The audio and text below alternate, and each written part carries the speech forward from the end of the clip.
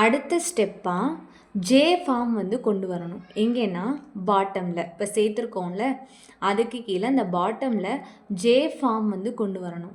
இப்போ இப்படி பாருங்கள், இது இப்படி கீழே பார்க்கும்போது இந்த இடத்துல வந்து ஜே ஃபார்ம் விழுகுதான்னு பார்க்கணும். இப்படி 1 2 3 இந்த இது மட்டும் தான் ஜாயின் பண்ணணும். இங்கே வந்து ஜே ஃபார்ம் விழுகுதான்னு பார்க்கணும். விழுகலை.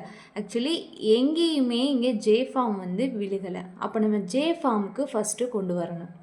எப்படின்னா இப்போ ஏதாச்சும் ஒரு சைடு எடுத்துக்கலாம். இப்போ இந்த ஒயிட் இருக்குல்ல, இந்த ஒயிட்டை இதுக்கு நேராக நம்ம வச்சுக்குவோம்.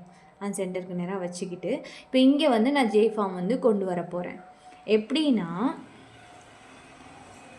ஜே ஃபஸ்ட்டு வந்து ஒரு கோடு, அதாவது இப்படி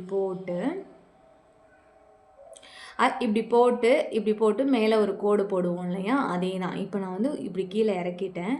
தென் இதை வந்து இப்படி பண்ணணும். அடுத்து மேலே ஒரு கோடுக்கு இப்படி பண்ணிட்டேன். இப்போது மறுபடியும் இந்த இடத்துல இந்த ரெட்டை கொண்டு வந்து வைக்கிறோம். தென் இதை இங்கே கொண்டு போயிடுறேன். அப்படியே ரிவர்ஸில் பண்ணணும். ஜே போட்ட மாதிரியே ரிவர்ஸில் பண்ணணும்.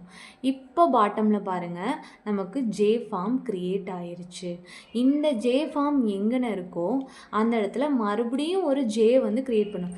இப்போது நம்ம ஜே ஃபார்ம் இல்லாதனால ஜே ஃபார்ம் நம்ம போட்டிருக்கோம்.